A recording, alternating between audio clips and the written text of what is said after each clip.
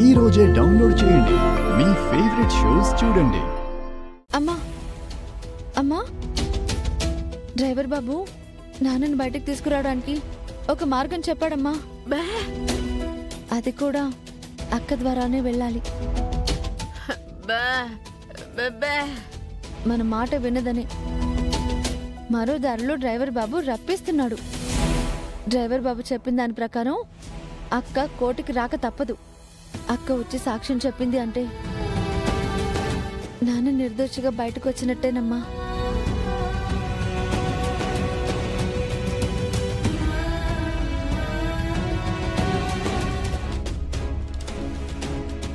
Sir, courier వచ్చింది. Courier ఎవరికి? రోజా madam గారికి సార్. ఒకసారి పిలుస్తారా? 1 minute.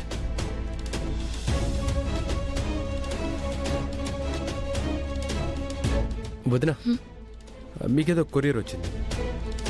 నాకా? అవును, మీకే.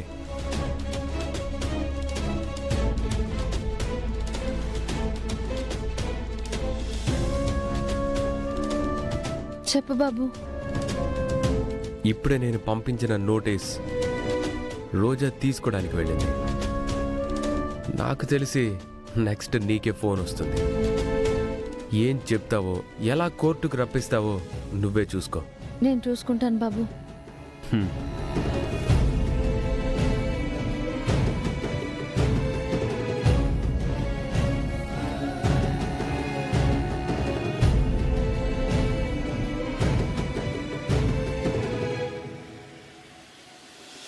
Thank you madam. నాకెవరు కొరియర్ పంపించుంటారు?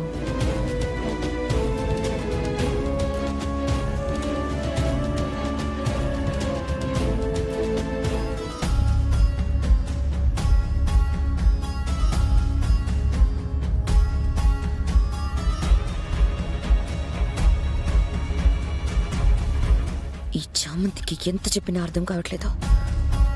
నాన్న కేసులో రాజుగారి మనవరాలుగా నేను వెళ్ళి సాక్ష్యం చెప్పాలా? నేను రాను అన్నానని నాకు నోటీసులు పంపించింది. నన్ను ఇంట్లో నుంచి బయటికి పంపించేదాకా చామంతి ఊరుకునేలా లేదో చెప్తా దీని సంగతే.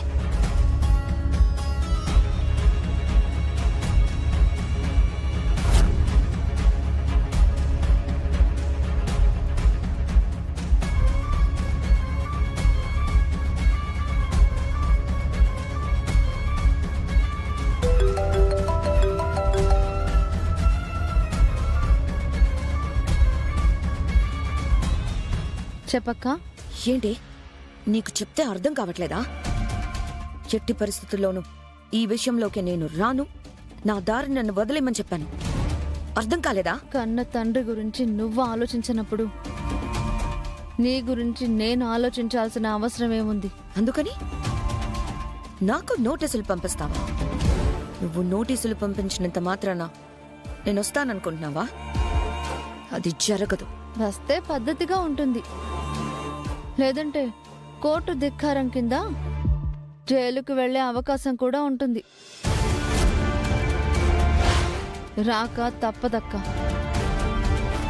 ఎవరో లాయర్తో నువ్వు నోటీసులు పంపిస్తే దానికి కౌంటర్ ఏమివ్వాలి, ఏం చెయ్యాలనేది మంచి లాయర్ని పెట్టుకుంటే ఆయనే చూసుకుంటాడు. అయితే రాను అంటావు? రాను. రావాల్సిన అవసరం నాకు లేదు. పిచ్చి పిచ్చి వేషాలు వైకు. ఏంటో అక్క, ఎవరో పరాయి వాళ్లతో ప్రవర్తించినట్టు నీతో ప్రవర్తించాల్సి వస్తుంది. కానీ నేను మాత్రం ఏం చేయను. నీకు అవసరం లేకపోయినా నాకు నాన్న కావాలి. అందుకే నీకు ఒకసారి గతం గుర్తు చేద్దామని కొన్ని జ్ఞాపకాలు వాట్సాప్ చేస్తున్నాను. ఏంటా జ్ఞాపకాలు? ఓపెన్ చేసి చూడు, కళ్ళ ముందే కనిపిస్తాయి.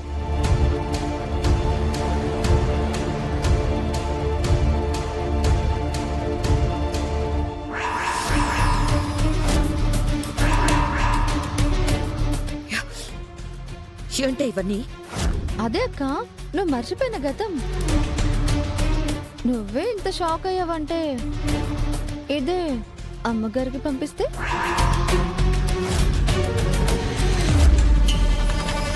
ఎక్కడున్నావే నువ్వు? ఇంకెక్కడుంటానక్క? నేను అమ్మ ఉన్న మిర్చి యాడ్లోనే ఉన్నాను. వస్తున్నాను, అక్కడే ఉండవు. ఎదురు చూస్తూ ఉంటాను, రా.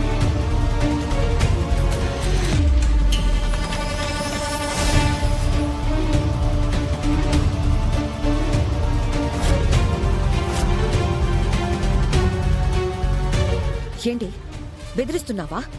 నేను చేరాలనుకున్న స్థాయికి చేరాను అన్న ఆనందం లేకుండా ఎందుకు ఇలా టార్చర్ పెడుతున్నావు? నాన్న కోసం.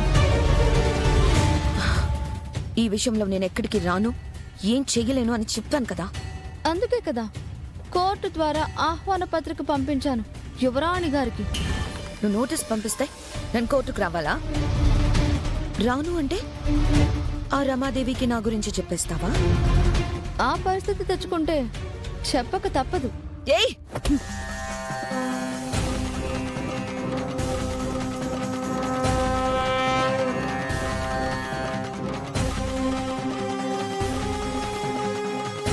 ఇంతకు ముందు ఒకసారి పద్ధతిగా రిక్వెస్ట్ చేశాను, కుదరదు అన్నావు.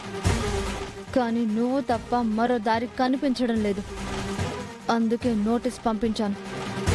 ఇది భయపెట్టడమే అనుకో, బలవంత పెట్టడమే అనుకో, నువ్వు రావాలి. నేను రాను. నాన్న జైలు పాలవుతాడన్నా నువ్వు సాక్ష్యం చెప్పడానికి రాను అన్నప్పుడే నాకు అర్థమైంది నాన్నంటే నీకు ఎలాంటి ప్రేమ లేదు అని. అందుకే నేను నీ దారిలోకి రావాల్సి వచ్చింది. నువ్వు బెదిరిస్తే బెదిరిపోతాననుకున్నావా? బెదిరిపోకపోతే ఇంట్లో నుంచి బయటికి పోవాలి మరి. అది ఓకేనా? నన్ను ఇంట్లో నుంచి బయటికి పంపించాలని చూస్తే నీ ప్రాణాలు తీస్తా.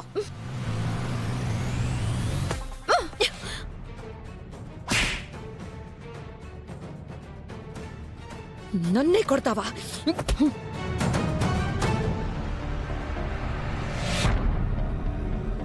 నీ అహం ఆ ఇంట్లో పని వాళ్ళ మీద చూపించు, నా మీద కాదు. మర్యాదగా చెప్తున్నాను, నా మాట విను. పద్ధతిగా ఉంటుంది. లేదంటే నువ్వు కలలు కన్న జీవితంలో నుంచి నిన్ను వీధిలోకి లాగక తప్పదు. నువ్వేం చేసినా సరే నేను రాను. నా లాయర్తో మాట్లాడి నేనేం చెయ్యాలో అది చేస్తాను. సరే, అదే నీ నిర్ణయం అయితే నీ గతం అమ్మగారికి చెప్పడం తప్ప నాకు మరో దారి లేదు. చాలా ఎక్కువ చేస్తున్నావు. నువ్వు అక్కవి కాబట్టి కొంచెం కన్సెషన్ ఇచ్చాను. ఇప్పటికీ నీ బుద్ధి మారలేదనుకో, నువ్వు మమ్మల్ని మర్చిపోయినట్టే నువ్వు అక్కవన్న విషయం నేను మర్చిపోవాల్సి వస్తుంది. నీ స్వార్థమే నీకు ముఖ్యమైనప్పుడు నాకు నాన్న ముఖ్యం. ఆయన్ని కాపాడుకోవడానికి నేను ఏమైనా చేస్తాను, ఎంత దూరమైనా వెళ్తాను. నువ్వు ఏం చేసినా నా నిర్ణయం మారదు.